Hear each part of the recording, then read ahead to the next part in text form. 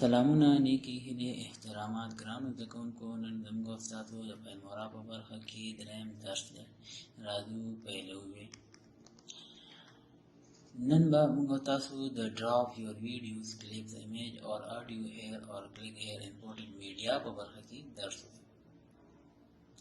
ګرانو زده کوونکو، موږ تاسو څنګه کولی شو یو ویډیو ساوند یا عکس څنګه امپورټ کړو.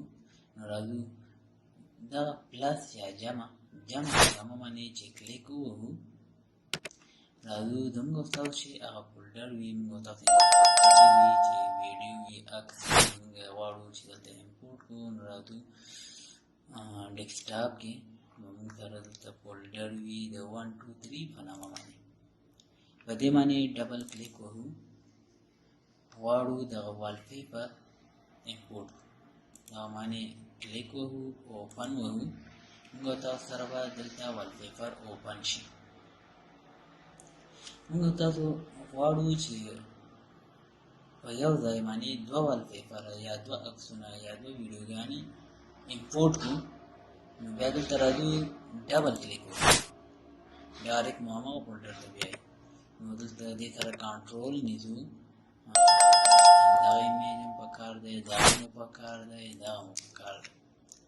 ډایرکټ راځو اوپن وهو، دا درې واړه ایمیجونه چې موږ تاسو انتخاب کړل په یو ځای راغلل. دغه دی دا موږ تاسو غواړو چې آډیو او ایمیج دواړه یو ځای امپورټ کړو. نو بیا دلته ډبل کلیک وهو، نو یو آډیو باندې کلیک کوو او یو ایمیج باندې کلیک کوو، اوپن وهو. اوپن چې مو کله ووهه، دغه زموږ تاسو سره دواړه یو ایمیج او یو ساوند دواړه راغلل. که چېرته غواړو چې دغه ټول په یو ځای باندې امپورټ کړو یا دا ټول داسې یو ځای انتخابوو، بیا راځو اوپن، دغه زموږ سره ټول په یو ځای اوپن شو. که غواړو ډیلیټ یې کړو، دغه یو دانه دغه داسې انتخابوو، راځو ډیلیټ باندې کلیک وهو، یس وهو، ډیلیټ یې. که غواړو ټول په یو ځای ډیلیټ کړو، دا ټول داسې یو ځای انتخابولی شو. کنټرول سره هم ټول داسې انتخابولی شو، کنټرول ورسره نیسو، داسې یو انتخابوو، ډیلیټ وهو، ټول په یو ځای ډیلیټ شو. بیا راځو موږ غواړو چې ټول فولډر په یو ځای امپورټ کړو. راځو فایل ته، امپورټ میډیا ته راځو. امپورټ میډیا کې دلته موږ سره ګوره امپورټ میډیا فایلز، امپورټ ا میډیا فولډر. امپورټ ا میډیا فولډر باندې موږ تاسو کلیک وکړو چې مو هر فولډر انتخاب کړی وي چې موږ دلته امپورټ کړو، هغه ته راځو 1 2 3 فولډر ده، اوکې وکړو. موږ سره دغه د ټول هغه فولډر په یو ځای باندې امپورټ شو. بیا راځو ټایم لاین په برخه کې به په څلورم درس کې بحث وکړو، خو فعلا راځو هغه مهم نکات به ووایو. راځو مثال دغه عکس دی، دلته راوړو ټایم لاین ته.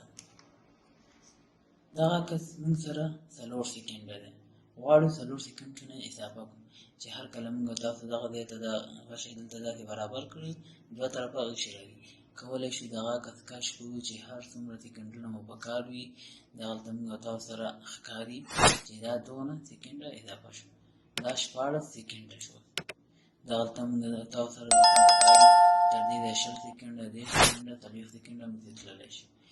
دا موږ سره داسې اضافه کولی شو. چېرته موږ اوکې کړو، دغه عکس به موږ سره تر 20 سیکنډو پورې وي، لکه څنګه چې تاسو دلته تاسو وینئ. او بل راځو مهمه چې دغه پلس نشان چې تاسو ګورئ چې دا موږ تاسو ووهو، دې سره د ټایم لاین غټېږي او دې منفي سره بېرته وړوکی کېږي. نو کولی شم داسې دلته داسې ساوند راوړو. دا د نن ورځې درس و امپورټ په باره کې، چې امپورټ څنګه استعمال کړو، یا ویډیوګانې یا ساوند یا آډیو څنګه امپورټ کړو. له تاسو څخه ډېره زیاته مننه، ژوندي او آباد اوسئ، او درس او ستاسو څخه هیله کوم چې درس په ښه توګه زده کړئ. مننه، ژوندي اوسئ.